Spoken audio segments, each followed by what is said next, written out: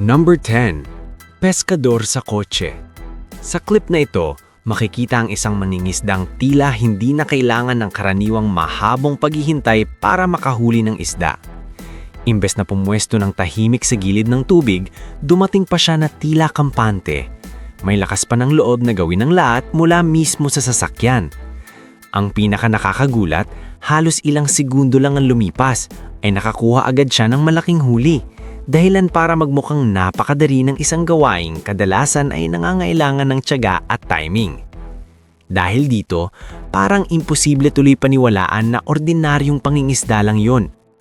Mas lalo pang naging kapansin-pansin ang eksena dahil matapos niyang mahuli ang isda, mabilis niya rin itong ibinalik, na para bang gusto lang niyang ipakita na kaya niya itang gawin kahit kailan.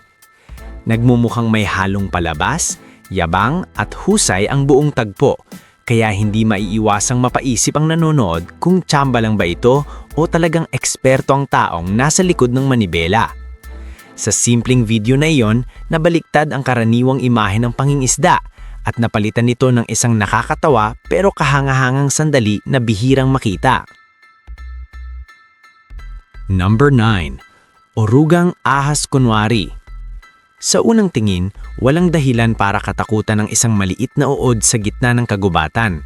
Pero ang nilalang na ito ay may pambihirang paraan ng pagdepensa sa sarili. Kapag nakakaramdam ito ng panganib, nagagawa nitong baguhin ang anyo ng bahagi ng katawan nito para magmukhang ulo ng ahas. Dahil sa hugis, galaw at panggagaya nito sa mas mapanganib na hayop, pwede nitong takutin ang mga posibleng mandaragit kahit wala naman talaga itong lason o tunay na kakayahang umatake. Ang mas kahanga-hanga rito ay ang talinong likas sa ganitong klase ng panlilinlang sa kalikasan. Hindi kailangang maging totoong makamandag para mabuhay. Minsan, sapat nang magmukhang delikado. Sa isang iglap ng pag-aalinlangan ng kalaban, nagkakaroon ng pagkakataon ng uruga na makaligtas. Ipinapakita ng tagpong ito na sa mundo ng mga hayop, ang pananakot, anyo at tiyempo ay pwedeng maging kasing halaga rin ng tunay na lakas. Number 8. Gato laban sa ahas. Sa eksenang ito, makikita kung gaano kabilis at kahusay kumilos ang isang pusa kapag humaharap sa panganib, lalo na kung ang kalaban nito ay isang ahas. Habang para sa tao ay napakadelikado ng ganitong sitwasyon, tila ibang klaseng kumpiyansa ang ipinapakita ng pusa dahil sa bilis ng reflexes nito. Sa bawat biglang galaw ng ahas, nagagawa nitong umiwas agad na para bang napakabagal ng atake ng kalaban. Dahil dito, ang engkwentro na dapat sana ay nakakakaba ay nagiging halos parang pagpapakita ng liksi at natural na abilidad. Mas lalong kahanga-hanga ang tagpong ito dahil ipinapakita nito ang malaking kaibahan ng kilos ng hayop kumpara sa tao pagdating sa survival. Habang ang tao ay posibleng mataranta sa harap ng biglaang pag-atake, ang pusa ay tila kalmado lang at handang-handa sa bawat segundo. Pagkatapos makaiwas, parang wala lang itong ipinapakitang takot na para bang ordinaryong pangyayari lang ang lahat. Dahil dito, hindi lang nakakaaliw panoorin ng video, kundi nagbibigay rin ito ng malinaw na halimbawa kung bakit kilala ang mga pusa sa kanilang pambihirang bilis, timing at likas na abilidad sa pag-iwas sa panganib. Number 7. Pastor na may logo. Sa video na ito, ang nakatawag pansin ay hindi isang matinding aksyon kundi isang nakakatawang detalye na unti-unting napapansin habang tumatagal. Isang pastor ang makikitang suot ang isang damit na may logo, ngunit ang hindi niya alam, ang simbolong iyon ay konektado pala sa isang website para sa matatanda. Sa unang tingin, maaaring ordinaryong kasuotan lang ito. Pero kapag naunawaan ang kahulugan ng logo, biglang nagiging sobrang katawa-tawa at kabaliktaran ng inaasahang imahe ng isang relihiyosong pinuno ang buong tagpo. Ang nakakatawa rito ay malinaw na walang kamaray-malay ang pastor sa tunay na ibig sabihin ng nakalagay sa kanyang suot. Sa halip na magmukhang kahiya-hiya sa masamang paraan, nagiging mas nakakatawa pa ito dahil ipinapakita lamang na maaaring nabiktima siya ng biro o basta na lang nabigyan ng damit nang hindi alam ang pinagmulan. Dahil dito, ang simpleng eksena ay nagiging isang halimbawa ng mga sandaling ang katatawanan ay nanggagaling hindi sa masamang intensyon, kundi sa kakaibang pagkakataon at maling konteksto. Isa itong uri ng video na nagpapatunay na minsan ang pinakamalalaking tawa ay nanggagaling sa mga detalyeng halos hindi agad napapansin. Number 6. Noryang pinapaikot kamay. Sa bahaging ito, tampok ang isang kakaibang bersyon ng kasiyahan sa perya kung saan hindi makina o kuryente ang nagpapatakbo sa norya, kundi mismong lakas ng tao. Sa halip na umasa sa modernong sistema, isang tao ang makikitang umiikot at nagtutulak dito gamit ang sariling katawan na para bang napakadali lang ng isang bagay na sa unang tingin ay mukhang napakabigat at nakakapagod. Dahil dito, ang simpleng amusement ride ay nagiging mas kahanga-hanga, hindi dahil sa teknolohiya, kundi dahil sa malikhaing paraan ng pagpapagalaw nito sa gitna ng limitadong resources. Mas nagiging interesante ang eksena kapag naiisip na hindi puro lakas lang ang kailangan dito, kundi tamang tiyempo at pag-unawa rin sa galaw ng bagay. Kapag napasimulan na ang ikot, mas madali na itong panatilihin dahil tumutulong na ang momentum ng mismong gulong. Kaya sa halip na purong hirap, nagiging halo ito ng diskarte, tiyaga at praktikal na pag-iisip. Sa isang maikling video, makikita kung paano kayang punan ng sipag at talino ng tao ang kakulangan sa makina at kung paano ang ordinaryong perya ay nagiging mas kapansin-pansin dahil sa simpleng paraang ito. Number 5. Kamarerong astig magbukas.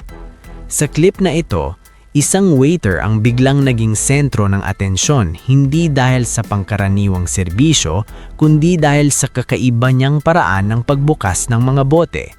Habang abala sa trabaho, nagawa niyang gamitin ang hawak niyang walis at pati ang sariling paa para mabuksan ang bote na para bang normal lang iyon sa kanya. Dahil sa bilis at kumpiyansa ng pagkilos niya, ang simpleng gawain ay nagmukhang isang palabas na siguradong ikinagulat ng mga nakasaksi. Hindi ito yung typical na serbisyo sa kainan, kaya natural lang na mapatingin at mamangha ang mga tao sa paligid. Ang mas nakakaaliw pa rito ay ang kombinasyon ng husay at kalokohan sa kanyang ginawa. Posibleng natuwa ang mga customer dahil naging mas memorable ang kanilang pagkakataon, pero malamang ay hindi rin mawawala ang posibilidad na masita siya ng manager dahil sa sobrang pagpapabida. Gayunpaman, dito makikita kung paano ang isang ordinaryong empleyado ay kayang gawing espesyal ang isang simpleng sandali sa pamamagitan ng talento at lakas ng loob. Sa huli, ang eksena ay hindi lang tungkol sa pagbukas ng bote, kundi tungkol sa likas na abilidad ng ilang tao na gawing aliw ang kahit pinakakaraniwang gawain. Number 4. Babaeng tuloy ang ensayo. Sa bahaging ito, isang babae ang naging tampok dahil sa kakaiba niyang antas ng konsentrasyon at dedikasyon sa pag-eehersisyo. Habang ang ibang tao ay abalang-abala na sa pagharap sa problemang dulot ng pagpasok ng tubig sa gym, siya naman ay halos hindi nagpabahala at ipinagpatuloy lamang ang kanyang workout. Sa gitna ng kaguluhan at abalang kumikilos ang iba upang pigilan ang paglala ng sitwasyon, nanatili siyang tutok sa sariling routine na para bang walang pambihilang nangyayari sa paligid. Dahil dito, ang esena ay nagmistulang nakakatawa pero kahanga-hangaring halimbawa ng sobrang disiplina. Mas naging kapansin-pansin pa ito dahil malinaw na hindi maliit na abala ang nangyayari sa lugar. May tubig nang bumabaha at may mga taong pilit inaagapan ng problema. Pero ang babae ay tila nasa sariling mundo at hindi handang isuko ang kanyang session. Sa isang banda, pwedeng tingnan ito bilang katatagan ng isip at matinding commitment sa fitness goals.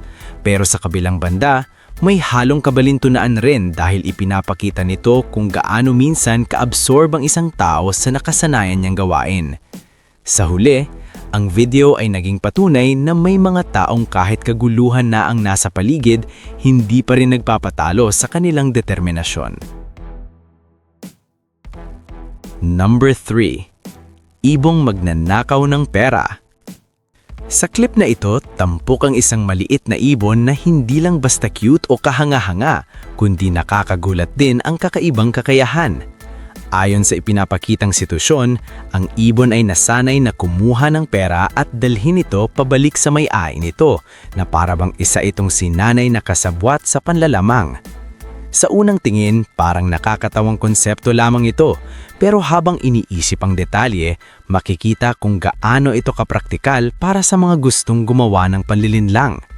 Dahil maliit, mabilis at hindi agad paghihinalaan, nagiging napaka-epektibo ng ibon sa ganitong uri ng gawain. Ang mas nakakabigla rito ay ang ideya na hindi ito basta aksidente, kundi resulta ng paulit-ulit na pagsasanay. Sa pamamagitan ng pagbibigay ng gantimpala, natuturuan ng ibon kung aling bagay ang dapat nitong pulutin at ibalik. Sa ganitong paraan, ang natural na talino ng hayop ay nagagamit sa isang hindi pangkaraniwang layunin. Nagiging kakaiba tuloy ang video dahil pinaghahalo nito ang husay ng pagsasanay sa hayop at ang nakakainis na talino ng mga taong kayang gawing kasangkapan ng isang ibon para sa pandurukot.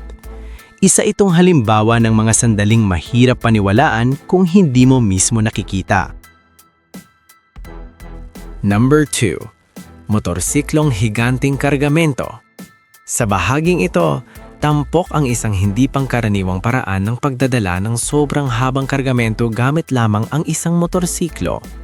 Sa unang tingin, parang imposibleng maisakay at maikilos ng maayos ang ganoon kalaking material sa isang maliit na sasakyan, pero nagawa ito sa pamamagitan ng kakaibang diskarte at improbisasyon. Dahil sa sobrang haba ng karga, ang buong setup ay nagmumukhang higit pa sa ordinaryong motorsiklo at mas kahawig ng isang mahabang sasakyang pangkargamento na pilit inaangkop sa limitadong kagamitan. Kaya naman, agad itong nakakahatak ng pansin dahil malinaw na hindi ito ang karaniwang tanawing makikita sa kalsada. Mas nagiging kapansin-pansin ang eksena kapag napapansin na hindi lang ang rider ang kailangang maging maingat, kundi pati ang taong nasa likuran na tila tumutulong magbigay ng balanse sa kakaibang invensyon. Ipinapakita nito kung gaano kalayo ang kayang marating ng pagiging malikhain ng tao kapag kulang sa resources pero kailangang matapos ang trabaho.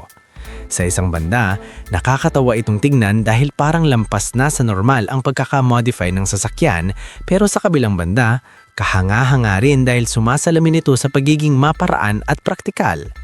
Sa huli, ang video ay nagiging halimbawa ng mga sandaling ang kakulangan sa tamang kagamitan ay napapalitan ng matinding diskarte at lakas ng loob.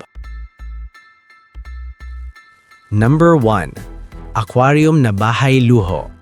Sa clip na ito, isang aquarium ang itinampok hindi bilang simpleng lalagyan lang ng isda, kundi bilang isang malamansyon na tirahan sa ilalim ng tubig. Sa halip na karaniwang mga bato at halaman lang ang laman, ang loob nito ay inayos na parang isang marangyang bahay na may iba't ibang bahagi at dekorasyong hindi mo aakalain na ilalagay para sa mga isda. Dahil dito, ang ordinaryong aquarium ay nagmukhang isang kakaibang proyekto ng luho at pagkamalikhain, na siguradong agad kukuha ng atensyon ng kahit sinong makakakita. Hindi ito basta display lamang, kundi parang isang miniature na mundo na idinisenyo para magmukhang komportable at sosyal. Ang mas nakakatawa rito ay ang kabalintunaang ang ganitong klaseng setup ay tila mas enggrande pa kaysa sa inaasahan ng marami para sa mismong tao. Ang simpleng ideya ng pag-aalaga ng isda ay napalitan ng isang eksena na parang may temang interior design at karangyaan. Dahil dito, nagiging kapansin-pansin ng video hindi lamang dahil sa ganda ng pagkakagawa, kundi dahil ipinapakita nito kung gaano kalayo kayang dalhin ng imahinasyon ang isang karaniwang bagay. Sa huli, ang aquarium na ito ay nagsisilbing patunay na kahit ang maliliit na alaga nasa ilalim ng tubig ay pupwedeng bigyan ng espasyong tila para sa tunay na marangyang pamumuhay.